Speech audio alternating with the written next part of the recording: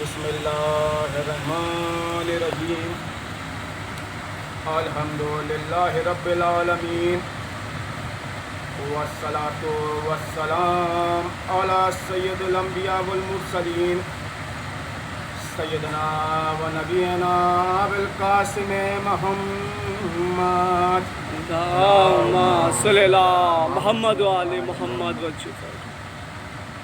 وعلی الطیبین الطاہرین المعصومین المظلومین ولعنۃ اللہ علی اعدائہم اجمعین من یومنا ھذا الی یوم الدین اما بعد فقط قال اللہ تبارک و تعالی فی کتاب المبین وهو اصدق الصادقین بسم اللہ الرحمن الرحیم وما خلقت الجن والانس الا لیعبدون صلوات اللہم صلی اللہ محمد وعلی سب سے پہلے آپ تمام حضرات سے گزارش ہے کہ ایک مرتبہ سورہ حمد اور 3 مرتبہ سورہ اخلاص کی تلاوت فرما کے غلام حیدر ابن احمد حسین کی روح کو بات کریں۔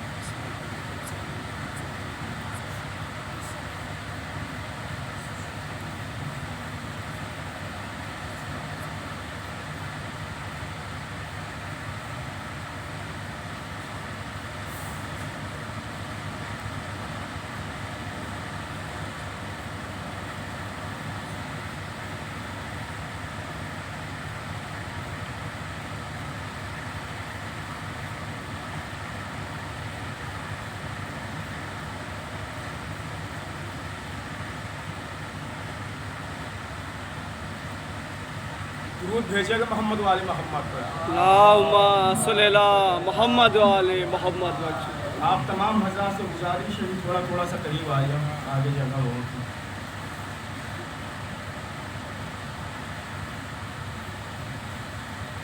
درود بھیجیے گا محمد والی محمد پر۔ اللہم صلی اللہ محمد وعلی عزیزان گرامی، قرآن مجید کی جس آیت کو میں نے آپ کے سامنے عنوان قرار دیا ہے، اس میں پروردگار عالم ارشاد فرما رہا ہے کہ وما خلقت الجن والانس الا لیعبدون، کہ ہم نے جناتوں کو اور انسانوں کو نہیں خلق کیا مگر اس لیے کہ وہ میری عبادت کریں۔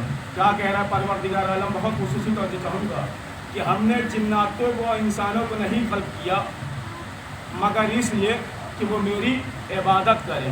تو بہت خصوصی طور سے چاہوں گا، جب بھی لفظ عبادت کی بات ہوتی ہے تو کچھ افراد سمجھتے ہیں کہ 5 وقت کی نماز پڑھ لی جائے یہی عبادت ہے، 30 دن کے روزے رکھ لیے جائے یہی عبادت ہے۔ بہت خصوصی طور سے چاہوں گا، اور وہ سوچتے ہیں کہ ہمارا مقصد خلقت ادا ہو جائے گا، زندگی میں ایک مرتبہ حج پہ چلے جائیں یہی عبادت ہے، سال میں 1 مرتبہ زکوٰۃ دے دیں یہی عبادت ہے۔ تو آپ مجھے یہ بتائیے، کیا یہ معتبر دلیل ہو سکتی ہے؟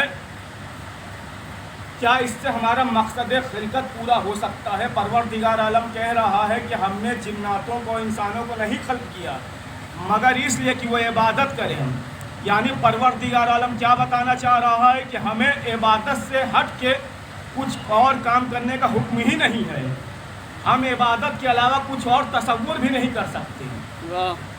تو ہم کریں تو کریں کیا ہم ہر وقت نماز پڑھ سکتے ہیں؟ کیا ہم ہر وقت روزے سے رہ سکتے ہیں؟ کیا ہم پورے سال حج کر سکتے ہیں؟ کیا ہم ہر وقت زکوٰۃ نکال سکتے ہیں؟ آپ کہیں گے نہیں، تو ہم کریں تو کریں کیا کہ ہمارا زندگی کا ایک لمحہ عبادت بن جائے۔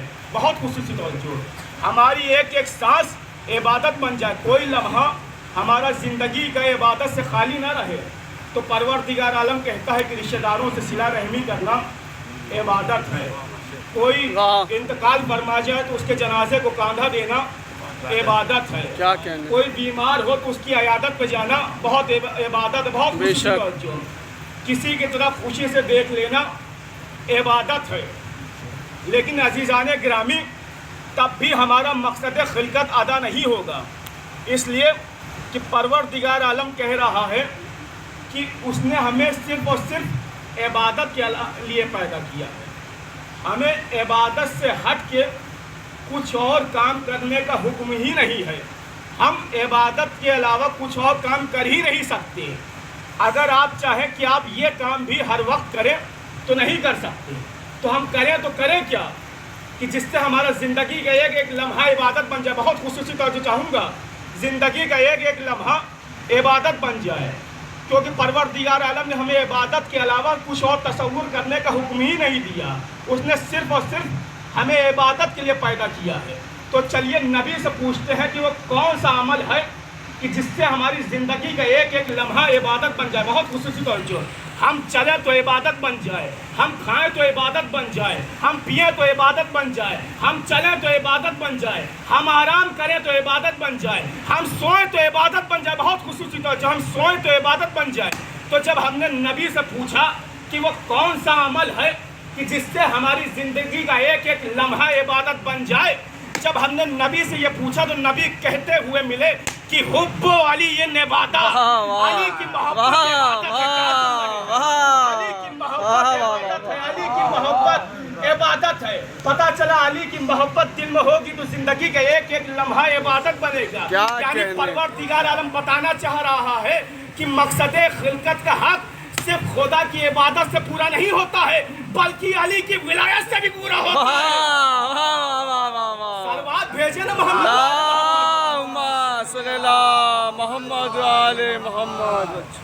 ایک اور درود بھیجے گا محمد. اللہم صلی اللہ محمد علی محمد.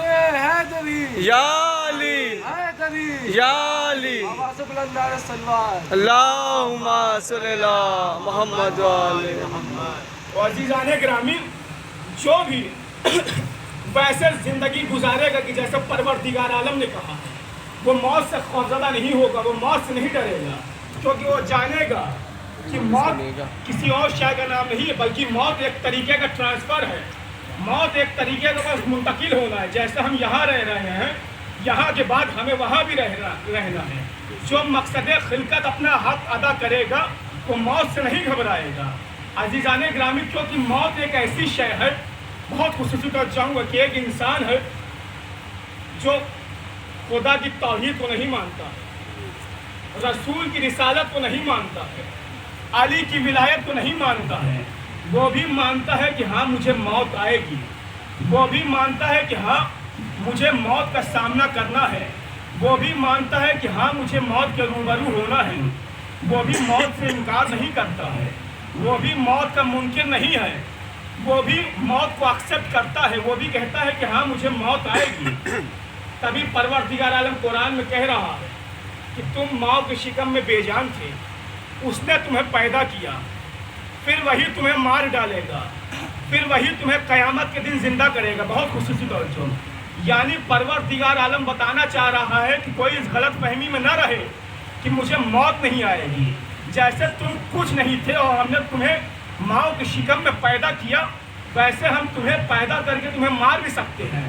تم اس غلط فہمی میں نہ رہنا کہ تمہیں موت نہیں آئے گی. لیکن عزیزان گرامی، موت بھی دو طریقے کی ہوتی ہے. بہت خصوصی طور سے چاہوں گا، موت بھی دو طریقے کی ہوتی ہے. ایک موت وہ ہوتی ہے جو ہلاکت کی موت ہو، اور ایک موت وہ ہوتی ہے جو شہادت کی موت ہو. ایک موت وہ ہوتی ہے جو ہلاکت کی موت ہو، اور ایک موت وہ ہوتی ہے جو شہادت کی موت ہو. ہلاکت کی موت تو سب کو مل جاتی ہے، لیکن شہادت کی موت بس انہی کو ملتی ہے کہ جن کا انتخاب اللہ کرتا ہے. آپ مجھ سے کہیں گے دلیل دو، تو دلیل خود قرآن میں موجود ہے. پروردگار عالم کہہ رہا ہے کہ جو بھی راہ خدا میں مارا جائے اسے ہرگز مردہ تصور نہ کرنا، بلکہ وہ زندہ ہے، وہ اپنے اللہ کی جانب سے رزق حاصل کر رہا ہے. بہت خصوصی طور سے کہوں گا آپ حضرات، وہ اپنے اللہ کی جانب سے رزق حاصل کر رہا ہے. اور آل محمد نے کہا کہ جو ہم آل محمد کی محبت میں مر جائے وہ بھی شہید ہے. تب یہاں پہ ایک اختلاف پیدا ہوتا ہے کہ لوگ اس بات کو تو مان لیتے ہیں کہ جو راہ خدا میں مارا جائے وہ شہید ہوتا ہے، جو خدا کی راہ میں مارا جائے وہ شہید ہوتا ہے، جو اسلام کے خاطر مارا جائے وہ شہید ہوتا ہے، جو دین کے خاطر مارا جائے وہ شہید ہوتا ہے، سب اس بات کو مانتے ہیں، لیکن لوگ اس پہ اختلاف کرتے ہیں کہ یہ کیسے ممکن ہے کہ جو آل محمد کی محبت میں مر جائے وہ شہید کہلائے۔ یہ کیسے ممکن ہے کہ کوئی گھر کے اندر مر جائے اور شہید کہلائے۔ بہت خصوصی توجہ چاہوں گا، اگر یہ بات میری پسند آئے تو حسن رضوی کو دعاؤں سے نواز دیے گا، کسی منزل تک لے جانے کی کوشش کی ہے۔ یہ کیسے ممکن ہے کہ کوئی انسان گھر کے اندر مر جائے اور شہید کہلائے، کوئی انسان چار دیواری کے اندر مر جائے اور شہید کہلائے، کوئی انسان علیل ہو کے مر جائے اور شہید کہلائے، کوئی انسان علالت کی بنا پہ مر جائے اور شہید کہلائے۔ تو بہت خصوصی توجہ چاہوں گا، شہید کے معنی کیا ہوتے ہیں؟ شہید کے معنی ہوتے ہیں گواہ کے، شہید کے معنی ہوتے ہیں گواہ کے، شہادت کے معنی ہوتے ہیں گواہی کے۔ شہید کو شہید اس لیے کہا جاتا ہے کیونکہ وہ اپنے ایمان کی گواہی دیتے ہوئے مرتا ہے۔ بہت خصوصی توجہ، وہ اس بات کی دلیل دیتے ہوئے مرتا ہے کہ میری موت ایمان پہ ہو رہی ہے۔ بہت خصوصی توجہ، وہ اپنے ایمان کی دلیل دیتے ہوئے مرتا ہے۔ ارے تو جو اپنے ایمان کی دلیل دیتے ہوئے مر جائے وہ شہید کہلاتا ہے، تو جو علی کی ولایت کی گواہی دیتے ہوئے مر جائے ابھی تو شاعر کہتا ہے کہ لے زندگی کا خمس علی کے غلام سے، لے زندگی کا خمس علی کے غلام سے، اے موت آ ضرور مگر احترام سے۔ بہت خوشی، لے زندگی کا خمس علی کے غلام سے، اے موت آ ضرور مگر احترام سے۔ ارے عاشق ہوں گر ذرا بھی اذیت ہوئی مجھے، شکوہ کروں گا تیرا میں اپنے امام سے۔ واہ، نعرے حیدری، حیدری، آواز بلند، نعرے صلوات۔ شکوہ کروں گا تیرا میں اپنے امام سے۔ اور عزیزان گرامی، جب ہم کسی کے انتقال کی خبر سنتے ہیں، کسی کے بارے میں سنتے ہیں کہ کوئی اس دنیا سے گزر گیا، تو ہم کیا بات کہتے ہیں؟ یہ آپ حضرات نے تو سنا ہوگا، لیکن میں اپنے ہمسن اور کمسن بھائیوں کے لیے بات پیش کیے دے رہا ہوں تاکہ ان کے علم میں تھوڑا اضافہ ہو جائے۔ باقی آپ حضرات کو مجھ سے زیادہ جانتے ہیں، میں آپ حضرات کے لیے نہیں پڑھ رہا کہ جب ہم کسی کے انتقال کی خبر سنتے ہیں ہم کیا کہتے ہیں؟ انا للہ و انا الیہ راجعون، کہ ہم تو خدا ہی کے ہیں اور اسی کی طرف پلٹ کے جانے والے ہیں۔ یہی کہتے ہیں نا، ہم تو خدا ہی کے ہیں اور اسی کی طرف پلٹ کے جانے والے ہیں۔ اگر آپ کسی سے پوچھیں کہ آپ یہ ایسا کیوں کہتے ہیں تو وہ کہے گا یہ قرآن کی آیت ہے اس لیے، یہ قرآن کی آیت ہے اس لیے۔ تو یہ قرآن کی آیت نازل کیوں ہوئی، کس وجہ سے نازل ہوئی، کس اعتبار سے نازل ہوئی، کس جگہ پہ نازل ہوئی، کس کے لیے نازل ہوئی، کس کی وجہ سے نازل ہوئی، کس منزل پہ نازل ہوئی، یہ بھی تو پتہ ہونا چاہیے۔ تو تاریخ کہتی ہے کہ جب جناب حمزہ کی شہادت کی خبر مولا علی نے سنی تو مولا علی نے کہا انا للہ و انا الیہ راجعون، انا للہ و انا الیہ راجعون۔ اب ادھر مولا کا یہ کہنا تھا کہ ادھر پروردگار عالم نے محمد و آل محمد پر درود بھیجی، اور شاید اسی لیے پروردگار عالم نے یہ قانون بنایا کہ میں اس وقت تک کسی کی نماز ہی نہیں قبول کروں گا کہ جب تک وہ نماز میں محمد و آل محمد پہ درود نہ بھیجے۔ سلوات بھیجے نا محمد و آل محمد و آل محمد۔ جب تک وہ محمد و آل محمد پہ درود نہ بھیجے۔ اور عزیزان گرامی، جیسا کہ میں نے کہا بھی کہ علی کا چاہنے والا، اہل بیت کا چاہنے والا موت سے خوفزدہ نہیں ہوتا ہے، موت سے نہیں گھبراتا ہے۔ ایسی ایک دلیل اور ملتی ہے، تاریخ کہتی کہ بنی اسد کی بزم میں ایک مرتبہ حبیب ابن مظاہر اور میثم تمار کی ملاقات ہوئی۔ دونوں کی ملاقات ہونی تھی کہ حبیب نے میثم کی طرف دیکھ کے کہا، بہت خصوصی توجہ ہوں گے، ایک پیغام دینے لگا ہوں میں۔ حبیب نے میثم کی طرف دیکھ کے کہا، میں ایک ایسے شخص کو دیکھ رہا ہوں کہ جس کو علی کی محبت میں دار پہ چڑھا دیا گیا، جس کی علی کی محبت میں زبان قلم کر دی گئی ہے، جس کی علی کی محبت میں انگلیاں قلم کر دی گئی ہے، جس کی علی کی محبت میں شکم چاک کر دیا گیا ہے، تب بھی وہ علی کی محبت سے باز نہیں آ رہا ہے اور علی کی محبت میں فضائل سنا رہا ہے۔ اس پہ ظلم ہو رہا ہے، لیکن وہ علی کے فضائل سنا رہا ہے۔ اتنا سننا تھا کہ حبیب نے مسکرا کے کہا میں بھی ایک ایسے شخص کو دیکھ رہا ہوں، میثم نے مسکرا کے کہا میں بھی ایک ایسے شخص کو دیکھ رہا ہوں کہ جو رسول کے نواسے حسین کی نصرت میں میدان جنگ میں نکلا ہے، اور وہ حسین کی محبت میں جنگ کر رہا ہے اور زخم پہ زخم کھا رہا ہے، لیکن وہ حسین کی محبت سے باز نہیں آ رہا ہے۔ تو یہاں پہ میں آپ سے رک کے سوال کروں گا کہ یہاں پہ ہم اور آپ اپنی موت سے گھبراتے ہیں، اپنی موت سے خوفزدہ ہوتے ہیں، مگر یہاں میثم اور حبیب ایک دوسرے کی موت بھی بتا رہے ہیں، موت کا وقت بھی بتا رہے ہیں، موت کی جگہ بھی بتا رہے ہیں، موت کیسے آئے گی یہ بھی بتا رہے ہیں، موت آنے کی کیا وجہ ہوگی یہ بھی بتا رہے ہیں، موت کس منزل پہ آئے گی یہ بھی بتا رہے ہیں، موت کس جگہ پہ آئے گی یہ بھی بتا رہے ہیں۔ ارے پتا چلا کہ جن کے جسموں میں علی کی محبت خون بن کے دوڑنے لگے، انہیں فرق نہیں پڑتا ہے کہ موت آ رہی ہے کہ ملک الموت آ رہا ہے۔ بھیجیں محمد وآل محمد، صلی اللہ محمد وآل نعرے حیدری، حیدری، آواز بلند، نعرے صلوات۔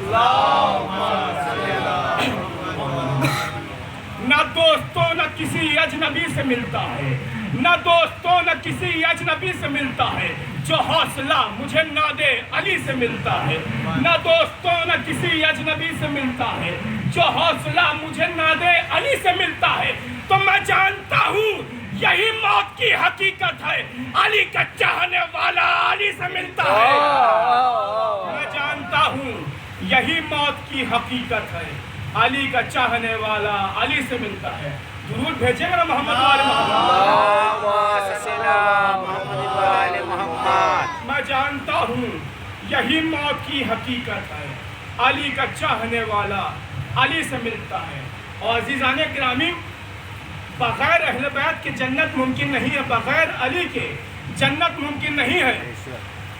نجم الحسن کراروی صاحب اپنی کتاب تاریخ اسلام میں کہتے ہیں کہ جب جناب آدم جنت میں رہے ہوں گے تو وہ ہر وقت علی علی سن رہے ہوں گے، وہ آرام کر رہے ہوں گے تو علی علی سن رہے ہوں گے، بہت خصوصی بات، جب وہ سو رہے ہوں گے تو علی علی سن رہے ہوں گے، وہ کھا رہے ہوں گے تو علی علی سن رہے ہوں گے، وہ پی رہے ہوں گے تو علی علی سن رہے ہوں گے، وہ گفتگو کر رہے ہوں گے تو علی علی سن رہے ہوں گے، وہ چل رہے ہوں گے تو علی علی سن رہے ہوں گے۔ کیوں؟ بہت خوشی سے بات ہے، کیوں؟ کیونکہ وہ کہتے ہیں کہ رسول خدا کہتے ہیں کہ جنت میں سرخ رنگ کا یاقوت کا کنڈا ہے، اور وہ کنڈا سونے کی تختی پہ لگا ہوا ہے، اور وہ کنڈا جب تختی پہ جا کے لگتا ہے تو اس سے علی علی کی آواز آتی ہے، اس سے علی علی کی آواز آتی ہے۔ تو آپ مجھے ایک جملہ کہنے دیجئے کہ اس مسئلے میں کم از کم ہم اور جنت دونوں برابر ہیں، اس لیے کہ دونوں کی دل کی دھڑکنیں علی علی کرتی ہیں، دونوں کی دل کی دھڑکنیں علی علی کرتی ہیں۔ بھیجے اگر محمد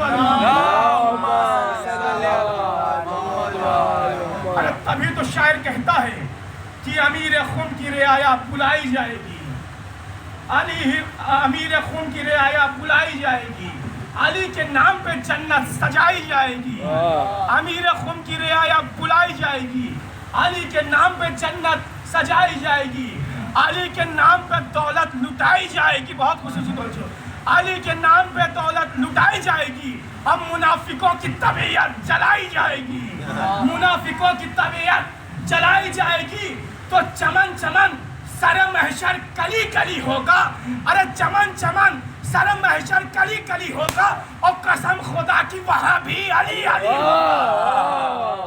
چمن چمن سر محشر کلی کلی ہوگا، چمن چمن سر محشر کلی کلی ہوگا، قسم خدا کی وہاں بھی علی علی ہوگا۔ درود بھیجیں گے محمد والے اللہم صلی علی محمد وآل محمد۔ یا علی یا علی، اللہم صلی علی محمد وآل محمد۔ عزیزان گرامی، ایک ہے قرآن اور ایک ہے اہل بیت. ہم قرآن پہ شک نہیں کرتے تو ہمیں اہل بیت پہ بھی شک کرنے کی گنجائش نہیں ہے، کیونکہ عزیزان گرامی ایک ہوتی ہے تحقیق کی منزل، بہت خصوصی طور سے جاؤں گا، اور ایک ہوتی ہے تسلیم کی منزل. ایک ہوتی ہے تحقیق کی منزل اور ایک ہوتی ہے تسلیم کی منزل. قرآن پہ ہم تسلیم کر سکتے ہیں، تحقیق نہیں کر سکتے ہیں. آپ کہیں گے وہ کیسے؟ تو میں کہوں گا وہ ایسے کہ آدم بغیر ماں باپ کے دنیا میں آئے، تحقیق نہیں کرنی ہے، تسلیم کرنا ہے. موسیٰ کا عصا اژدہا بن جاتا تھا، تحقیق نہیں کرنا ہے، تسلیم کرنا ہے. موسیٰ نے اپنے عصا سے دریا میں راستہ بنا دیا، تحقیق نہیں کرنا ہے، تسلیم کرنا ہے. سلیمان کا تخت ہوا میں پرواز کرتا تھا، تحقیق نہیں کرنا ہے، تسلیم کرنی ہے. یوسف کو یعقوب کے کرتے سے شفا ملی، تحقیق نہیں کرنی ہے، تسلیم کرنی ہے. بہت خصوصی بات ہے، تحقیق نہیں کرنی ہے، تسلیم کرنی ہے. عیسیٰ نے مردوں کو جلایا، تحقیق نہیں کرنی ہے، تسلیم کرنی ہے. تو ویسے ہی علی نے سورج کو پلٹایا، تحقیق نہیں کرنی ہے، تسلیم کرنی ہے. کیا سن رہے ہیں؟ علی نے سورج کو پلٹایا، تحقیق نہیں کرنی ہے، تسلیم کرنا ہے. علی نے مردوں کو جلایا، تحقیق نہیں کرنی ہے، تسلیم کرنا ہے. علی نے مردوں کو جلایا، تحقیق نہیں کرنی ہے، تسلیم کرنا ہے. علی 40 جگہ پہ موجود ہوئے، تحقیق نہیں کرنی ہے، تسلیم کرنی ہے. علی نے ستارہ کو بلایا، تحقیق نہیں کرنی ہے، تسلیم کرنی ہے. ارے جب قرآن صامت پہ شک نہیں کیا جا سکتا تو قرآن ناطق پہ کیوں کیا جائے؟ صلوات بھیجیں نا محمد وآل محمد. ہاں عید ستمگر میں تیرے واسطے مولا، ہاں عید ستمگر میں تیرے واسطے مولا. ہے بولنا دشوار مگر بول رہا ہے، تو یہ نعرہ حیدر نہیں ہونٹوں پہ تمہارے، یہ ماں کی شرافت کا اثر بول رہا ہے. نعرہ حیدری یا علی، حیدری یا علی، نعرہ صلوات. اللہم صلی علی محمد وآل محمد. تو اہل بیت پر بھی تحقیق نہیں کرنی ہے، تسلیم کرنا ہے. اور عزیزان گرامی ہم تو ہم ہیں، بغیر اعلیٰ شخصیت افراد کو بھی بغیر علی کے نجات نہیں ملی ہے. یہ روایت مناقب اہل بیت میں موجود ہے. میں روایت آپ کو دکھا سکتا ہوں کہ تاریخ کہتی ہے کہ ایک مرتبہ جناب سلمان مولا علی کے ساتھ تشریف فرما تھے اور دونوں گفتگو کر رہے. مولا علی کھجور تناول فرما رہے تھے. یہ روایت مناقب اہل بیت میں موجود ہے. مولا علی کھجور تناول فرما رہے تھے کہ اچانک مولا علی نے بطور مذاق چند کھجور کی گٹھلی سلمان کی طرف پھینکی. چند کھجور کی گٹھلی سلمان کی طرف پھینکی. اب سلمان تو علی کی منزلت سے واقف تھے، لیکن سلمان نے موقع کی نزاکت کو پیش نظر رکھتے ہوئے یہ چاہا کہ بعض لوگوں پہ بھی علی کی فضیلت ظاہر ہو جائے. تو اب سلمان نے موقع کی نزاکت کو پیش نظر رکھتے ہوئے مولا سے کہا، یا علی، آپ مجھ سے کمسن ہیں، میں آپ کے سامنے ضعیف ہوں، آپ کی عمر مجھ سے کم ہے، میری عمر آپ سے زیادہ ہے، اور آپ مجھ سے مذاق کر رہے ہیں. بہت خصوصی توجہ، آپ مجھ سے مذاق کر رہے ہیں. اتنا سننا تھا کہ علی نے ایک مرتبہ اپنے لہجے کو تبدیل کر کے کہا، ہے سلمان، کیا تم نے مجھے کمسن سمجھا ہے؟ یاد کرو، آج سے 300 سال پہلے تم صحرا میں تنہا تھے کہ اچانک تم نے ایک شیر کو دیکھا. وہ شیر تمہارے اوپر حملہ کرنے ہی والا تھا کہ اتنے میں تم نے دل ہی دل میں خدا سے التجا کری. ابھی تم دل ہی دل میں خدا سے التجا کر رہے تھے کہ اتنے میں ایک سوار گھوڑے پر سوار ہو کے آیا. اس کے ہاتھوں میں تلوار تھی. اس نے شیر کو 2 حصوں میں تقسیم کر کے پھینک دیا. اے سلمان، وہ شخص کون تھا؟ اب ایک مرتبہ سلمان نے اپنی نگاہوں کو اٹھایا اور نگاہوں کو اٹھانے کے بعد علی کے چہرے کی طرف دیکھا اور دیکھ کے کہا، یا علی، خدا کی قسم اس شخص کا چہرہ ہو بہو آپ سے ہی ملتا تھا. کیا کہنے کیا کہنے. اس شخص کا چہرہ ہو بہو آپ سے ہی ملتا تھا. بہت خوشی سے چاہوں گا. تو علی نے کہا تمہارے پاس کوئی دلیل ہے, کوئی ثبوت ہے, کوئی شناخت ہے کہ جس سے پتہ چل جائے کہ یہ واقعہ پیش آیا تھا؟ بہت خوشی سے توجہ. تو سلمان نے کہا یا علی, جب اس شخص نے میری جان بچائی تھی تو اس وقت میں نے سرخرو ہو کے اس کو بطور تحفہ ایک پھولوں کا گلدستہ دیا تھا. اتنا سننا تھا کہ ایک مرتبہ علی مسکرائے, اور مسکرانے کے بعد اپنی آبا کی آستین میں ہاتھ ڈالا, اور جو ہاتھ ڈالنے کے بعد ہاتھ نکالا, کہا سلمان کہیں یہی پھولوں کا گلدستہ تو نہیں تھا؟ اب جو دیکھا گیا تو جیسے 300 سال پہلے پھول مہک رہے تھے ویسے آج بھی مہک رہے تھے. جیسے 300 سال پہلے پھول کی خوشبو تھی ویسے آج بھی خوشبو تھی. جو مہک 300 سال پہلے تھی ویسے ہی آج بھی تھی. جیسے 300 سال پہلے پھول زندہ تھے ویسے ہی آج بھی زندہ تھے. تو مجھے کہنے دیجئے کہ جو پھول در علی سے وابستہ ہو جائے وہ مرتے نہیں ہیں, تو جو لوگ در علی سے وابستہ ہو جائے سلوات بھیجیں گے محمد جو لوگ جو پھول در علی سے وابستہ ہو جائے وہ مرتے نہیں ہیں, تو جو لوگ در علی سے وابستہ ہو جائیں وہ کیسے مر سکتے ہیں؟ اچانک ایک آواز اٹھی, سلمان تمہیں نبی بلا رہے ہیں. اب ایک مرتبہ سلمان رسول خدا کی خدمت میں حاضر ہوئے. رسول نے ان کو حیرت زدہ دیکھا تو پوچھا سلمان کیا بات ہے, اتنا حیرت زدہ کیوں ہو؟ کہا یا رسول اللہ آج سے 300 سال پہلے ایک واقعہ پیش آیا تھا. میں صحرا میں تنہا تھا کہ اچانک ایک شیر آیا, وہ میرے اوپر حملہ کرنے والا تھا کہ اتنے میں نے خدا سے دعا کری, اور اتنے میں ایک شخص مجھے بچانے کے لیے بھی آیا. اس نے شیر کو 2 حصوں میں تقسیم کر کے بھیج دیا. یا رسول اللہ مجھے حیرت اس بات پہ ہے کہ یہ واقعہ میں نے علی کو بتایا نہیں, تب بھی علی یہ واقعہ جانتے ہیں. ارے کیا سن رہے ہیں؟ سلمان کہہ رہے ہیں کہ یہ واقعہ میں نے علی کو بتایا نہیں, تب بھی علی جانتے ہیں. یہ واقعہ میں نے سلمان کو بتایا نہیں, تب بھی علی جانتے ہیں.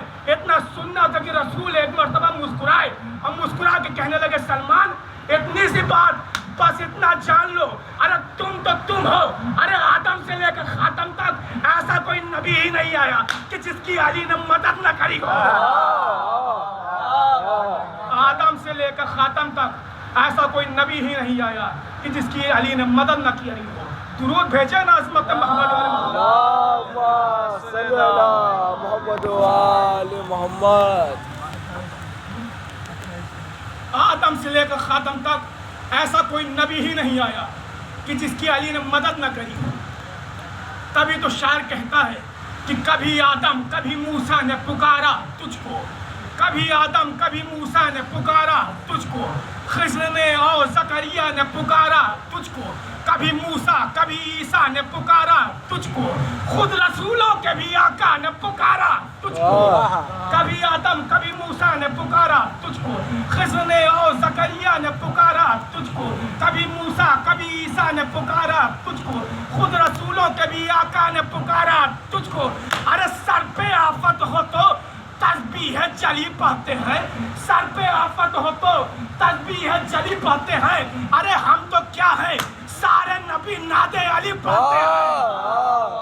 ہم تو کیا سارے نبی ناد علی پڑھتے ہیں. اور عزیزان گرامی, جیسا کہ ہمارے وسیم بھائی نے یہ مجلس اپنے والد کے حوالے سے منعقد کری ہے, تو کچھ بات باپ کے حوالے سے بھی پیش کرتا ہوا چلوں.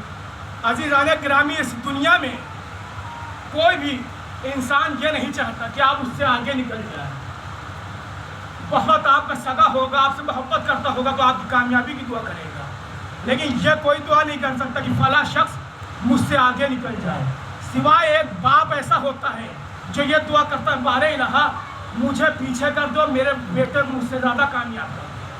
دوسرا کوئی شخص پوری دنیا میں نہیں ملے گا جو یہ دعا کرے کہ فلاں انسان کو مجھ سے آگے نکال دے. تبھی تو چوتھے امام کہتے ہیں कि तुम्हारा बाप तुम्हारी जड़ है और तुम उसकी शाख हो।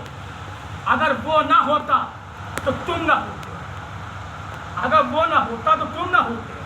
फिर इमाम कहते हैं कि ज़िंदगी में किसी भी मंजिल में, किसी भी जगह पे कभी तुम्हें ये एहसास हो कि तुम्हारे अंदर कोई खूबी पाई जाती है, कोई फन पाया जाता है, कोई मिजाज पाया जाता है, कोई अखलाक पाया जाता है, कोई ऐसी चीज़ पाई जाती है जो लोगों से मुख्तलिफ हो, तो समझ जाना कि ये तुम्हें तुम्हारे बाप की वजह से मिली है। मैं नहीं कह रहा, इमाम कह रही है, ये तुम्हें तुम्हारे बाप की वजह से मिली है। इसलिए क्या अगर वो ना होता तो तुम ना होते। तभी तो एक शख्स इमाम की खिदमत में आया और आके कहने लगा, मौला मुझे दौलत चाहिए। इमाम ने कहा अपने बाप की खिदमत किया करो। उसका इतना सुनना था कि उसने कहा, मौला मुझे नाम चाहिए। इमाम ने कहा अपने बाप की खिदमत किया करो। फिर उसने कहा, मौला मुझे लोगों के दिलों में घर बनाना है। इमाम ने कहा अपने बाप की खिदमत किया करो। इतना सुनना था कि वो हैरत ज़दा हो गया। कहने लगा, मौला बाप की खिदमत करने का इतना बड़ा अजर मिलता है, इतनी बड़ी जज़ा मिलती है, इतना बड़ा सवाब मिलता है। इतना सुनना था। मौला ने कहा, यह तो सिर्फ इस दुनिया की बात हो रही है। अगर उस दुनिया को भी चाहते हो तो बाप की खिदमत किया करो। अगर उस दुनिया को भी चाहते हो तो बाप की खिदमत किया करो। अज़ीज़ान गिरामी, इमाम कहते हैं कि यूँ तो बाप का अदब लाजिम है, लेकिन कुछ मुकामात पर बाप का एहतराम मज़ीद लाजिम है। और वो मुकामात कौन से हैं? इमाम कहते हैं कभी भी अपने बाप से आगे ना चलो। क्या इमाम पैगाम दे रहे हैं? कभी भी अपने बाप से आगे ना चलो। फिर इमाम कहते हैं कभी भी अपने बाप को उसके नाम से ना पुकारो। फिर इमाम कहते हैं कभी भी किसी महफिल में अपने बाप से पहले ना बैठो। फिर इमाम कहते हैं कि कभी भी अपनी पूरी ज़िंदगी में कोई ऐसा अमल ना करना कि लोग तुम्हें देखते कहें कि इसका बाप कैसा रहा होगा। अज़ीज़ान गिरामी, बाप का एहतराम कितना लाजिम है, कितना ज़रूरी है, कितना इम्पोर्टेंट है, ये तो हमें जनाब यूसुफ के वाक़े से पता चल जाता है। आप हज़रात इस वाक़े से वाकिफ़ हैं कि जब जनाब याकूब जनाब यूसुफ से मिलने के लिए गए और जनाब यूसुफ पूरे लश्कर के साथ जनाब याकूब से मिलने आए, तो उनके साथ उनका पूरा लश्कर था, वो सवारी पर सवार थे। जब उन्होंने जनाब याकूब को देखा तो उन्होंने तसव्वुर किया कि मैं सवारी से उतर के अपने बाप से गले मिल जाऊंगा। अभी जनाब यूसुफ ने यह तसव्वुर ही किया था कि उनके जहन में ख्याल आया कि मैं तो इस वक्त बादशाह हूँ, मेरे साथ इतनी आवाम है, इतना लश्कर है, इतनी सल्तनत है। बस ये तसव्वुर किया ही था कि तारीख कहती कि जनाब यूसुफ के हाथ से एक नूर निकला और चला गया। उतने में जिब्रील नाजिल हुए, कहने लगे, यूसुफ ये क्या था? आपने अपने वालिद के एहतराम में ताख़ीर क्यों करी? इस हुकूमत की वजह से, सल्तनत की वजह से, इन लोगों की वजह से, ये जो आपको हुकूमत मिली है, आप बादशाह बने हैं, ये आपको आपके बाप की दुआओं की वजह से मिली है। ये जो आपको इतनी आज इज्जत मिली है, ये आपको आपके बाप की दुआओं की वजह से मिली है। अब जनाब यूसुफ ने पूछा, ये जो अभी मेरे हाथ से नूर निकला था, ये कैसा था? कहा, यूसुफ ये वो नूर था जो परवरदिगार आलम ने आपकी नस्ल में सिलसिला नबूवत का नूर रखा था, लेकिन क्योंकि आपने बाप के एहतराम में थोड़ी सी ताख़ीर करी, तो परवरदिगार आलम ने आपकी नस्ल से ये सिलसिला नबूवत का नूर निकाल के आपके भाई की नस्ल में दे दिया। अब बताइए, बाप का एहतराम इतना ज़रूरी है कि बग़ैर बाप के एहतराम किए परवरदिगार आलम की तरफ से जो होते हैं वो नहीं मिल सकते। परवरदिगार आलम की तरफ से जो मर्तबे हैं वो नहीं मिल सकते। परवरदिगार आलम की तरफ से जो रुतबे हैं वो नहीं मिल सकते। तो अब मुझे कहने दीजिए कि यूसुफ ने अपने बाप का एहतराम किया, मैं ये नहीं कहूँगा कि एहतराम नहीं किया, बस थोड़ी ताख़ीर करी, और परवरदिगार आलम ने उनकी नस्ल से सिलसिला नबूवत का नूर निकाल लिया। यानी परवरदिगार आलम बताना चाहता है कि अगर अपनी नस्ल में भी हमारा ओहदा मुंतकिल कराना चाहते हो तो बाप का एहतराम लाजिम है।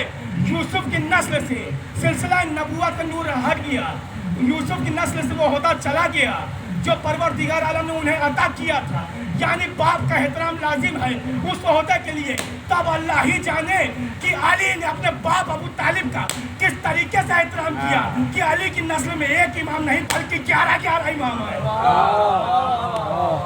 علی کی نسل میں ایک امام نہیں بلکہ 11 امام آئے۔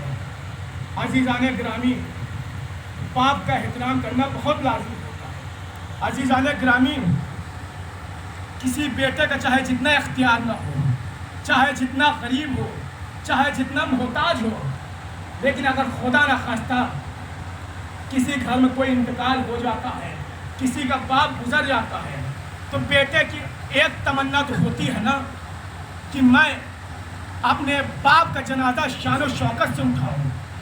یہ تمنا تو ہوتی ہے نا کہ اپنے باپ کا جنازہ شان و شوکت سے اٹھاؤں، لیکن ہائے عالم غربت، ارے ایک بیٹا ایسا بھی دیکھنے کو ملتا ہے کہ جس کا باپ کا لاشا کربلا کی چلتی ریت پہ پڑا ہوا ہے، لیکن ہائے عالم غربت، وہ بیٹا اتنا غریب کہ ہاتھوں میں ہتھکڑی، پیروں میں بیڑی، کمر میں لنگر، گلے میں توکے خاردار۔ عزادارو، رونے میں تکلف نہ کریے گا۔ عزادارو، اگر رونے میں رونا نہ آئے تو رونے جیسی چہرہ بنا لیجئے گا، اس لیے کہ امام کہتے ہیں کہ جو بھی میرے جد حسین پہ روئے رلائے یا رونے جیسی صورت بنائے اس پہ جنت واجب ہے۔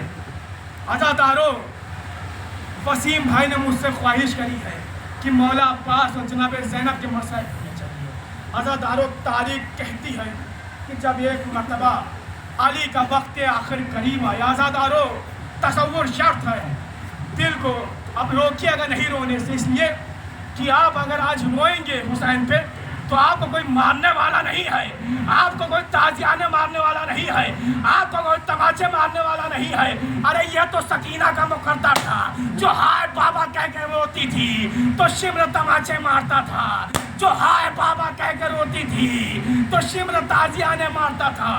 عزادارو، جب ایک مرتبہ علی کا وقت آخر قریب آیا، علی نے ایک مرتبہ زینب کی طرف دیکھا اور دیکھ کر زینب کو قریب بلایا۔ قریب بلانا تھا کہ علی نے زینب کے کان میں کچھ کہا۔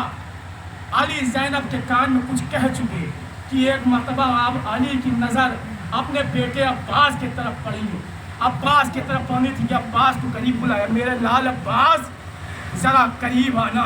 عباس ایک مرتبہ قریب آئے، علی نے عباس کے کان میں کچھ کہا، جب کہہ چکے تب دونوں بھائی اور بہن خاموش کھڑے ہو گئے۔ عزادارو، اب تصور شرط ہے، دونوں نے چپ چاپ یہ بات سن لی، لیکن عزادارو دونوں بھائی اور بہن نے زندگی بھر کسی سے کچھ بتایا نہیں کہ ہمارے باپ نے ہمارے کان میں کچھ کہا ہے۔ عزادارو، یہ راز راز ہی رہ جاتا کہ علی نے زینب و عباس کے کان میں کیا کہا ہے۔ عزادارو، اگر 10ویں محرم کو حسین عباس کے علم پہ کاٹ کے انا للہ و انا الیہ راجعون نہ لکھتے، عزادارو حسین کا یہ لکھنا تھا کہ اب زینب نے دور کھڑے ہو کر یہ منظر دیکھا، کہا بھیا حسین، یہ تم نے کاٹا کیا، یہ تم نے لکھا کیا؟ اے بھیا حسین، یہ تو وہ علم ہے نا جو بابا کے ہاتھوں میں رہتا تھا، بابا اس کو لے کر جاتے تھے، بابا جنگ جیتتے تھے۔ ارے اتنا سننا تھا کہ فاطمہ کے لال نے تڑپ کے زاروں قطار روتے ہوئے کہا، اے میری بہن زینب، جنگ تو عباس بھی جیتے گا مگر عباس واپس نہیں آئے گا۔ آجو بندہ، عزادارو، اب ایک مرتبہ زینب نے عباس کو اپنے خیمے میں بلایا۔ عزادارو، اب تصور شرط ہے، زینب نے عباس کو اپنے خیمے میں بلایا اور خیمے میں بلانے کے بعد زینب نے عباس سے کہا، بھیا عباس، ارے ذرا اپنی آستین تو اوپر کرنا. اے بھیا عباس اپنی آستین اوپر کرنا. عباس نے ایک مرتبہ اپنی آستین اوپر کری. زینب نے عباس کے بازو کا بوسہ لیا. عزادارو اب سن سکیں گے. جانتے ہیں ام البنین کے باوفا بیٹے عباس کی وفا کیا تھی, عباس کی غیرت کیا تھی, عباس کتنا غیرت دار تھا, عباس کتنا وفادار تھا. عزادارو اتنا سننا تھا, اتنا دیکھنا تھا کہ ایک مرتبہ ام البنین کے باوفا بیٹے نے زینب کے سامنے اپنے ہاتھوں کو جوڑا اور حسرت بھری نگاہوں سے کہا, اے شہزادی کیا مجھے بھی اجازت ہے کہ میں آپ کے بازو کا بوسہ لے لوں؟ کہا ہاں بھیا عباس اجازت ہے. اب ایک مرتبہ عباس نے اپنی آنکھوں کو زینب کے بازوؤں پہ رکھا. ارے عباس کا اپنی آنکھ کو زینب کے بازو پہ رکھنا تھا کہ رکھتے ہی عباس کی آنکھوں میں آنسو آ گئے.